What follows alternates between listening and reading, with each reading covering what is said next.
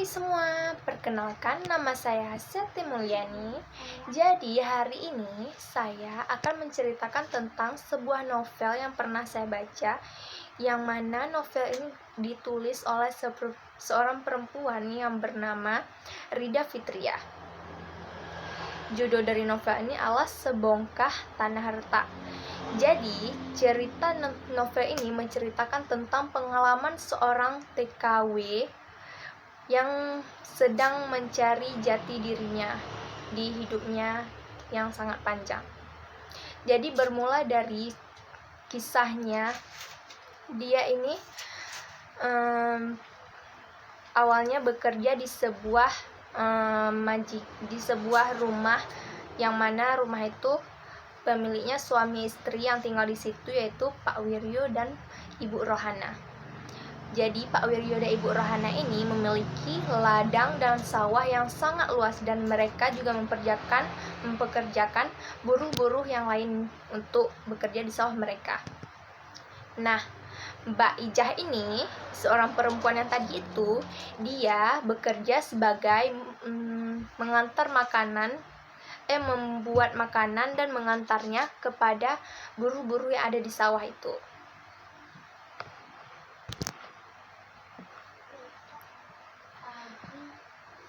Kemudian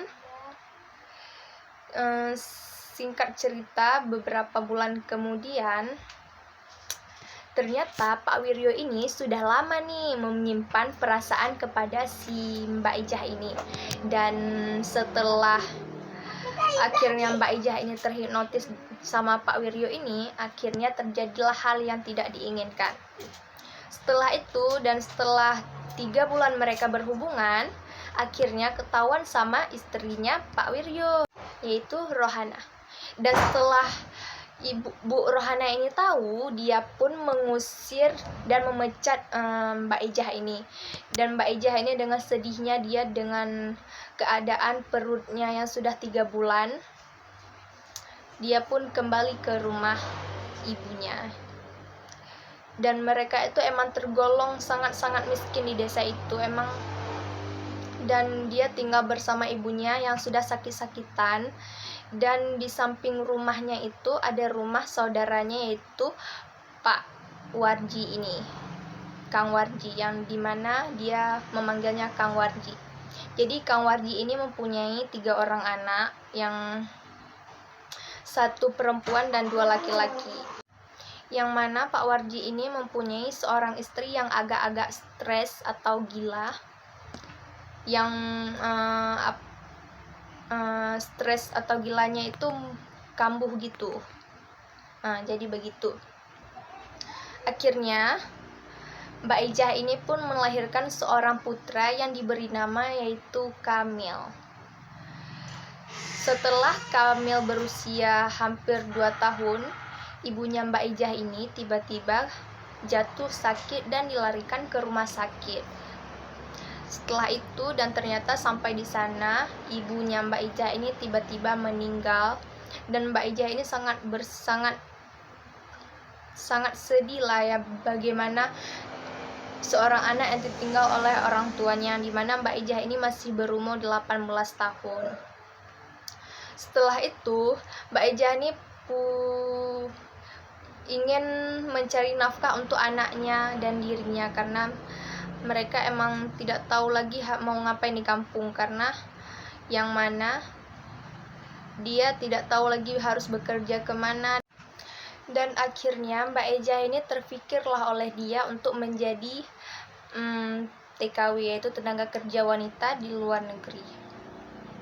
Dan sebelum berangkat ke penampungan, dia pergi ke panti asuhan untuk menitipkan anaknya baru berusia 2 tahun itu, yang masih dalam sosok kasih sayang seorang ibu. Dia pun meninggalkannya untuk menghidupi dirinya dan bisa mengirim uang untuk anaknya.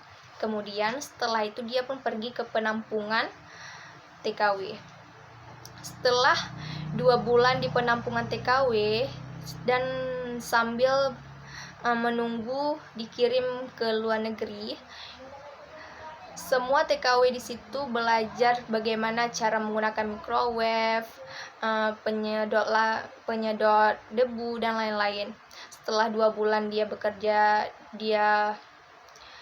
di situ atau berlatih semua yang harus dipersiapkan dari awal.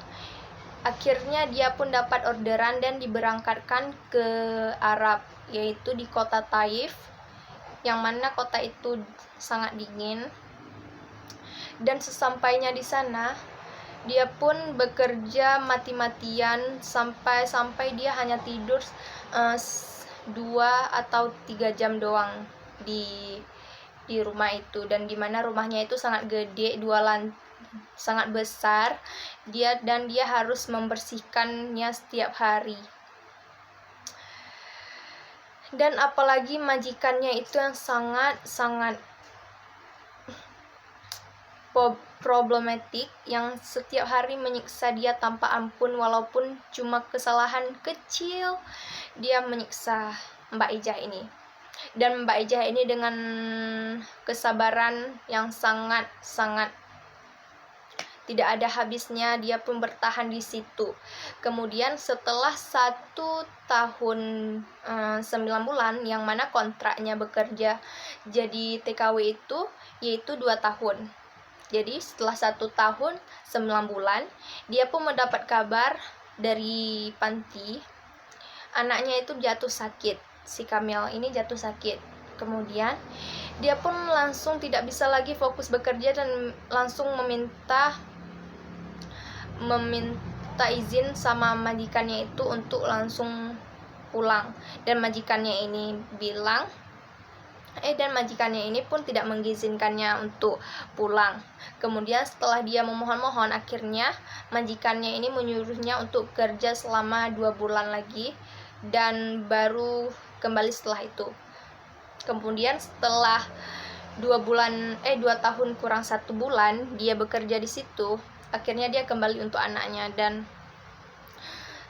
sampainya di sana di panti asuhan, dia pun melihat anaknya yang sangat kurus dan hampir tidak mengenali dirinya. Setelah itu dia mengambil anaknya dan kembali ke kampung halamannya.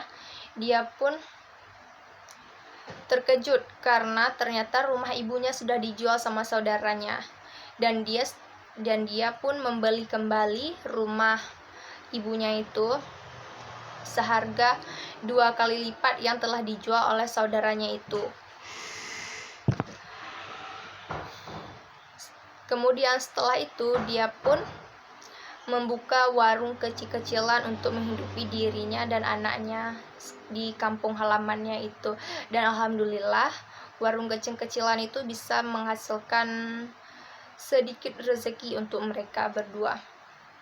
Nah, tidak sampai di situ ujiannya, tiba-tiba Mbak Ijah ini mendengar kabar bahwa saudaranya yang tinggal di samping rumah emaknya itu, satu keluarga mereka itu tiba-tiba kecelakaan dan dilarikan ke rumah sakit, yaitu Pak Warji dan istrinya, anaknya.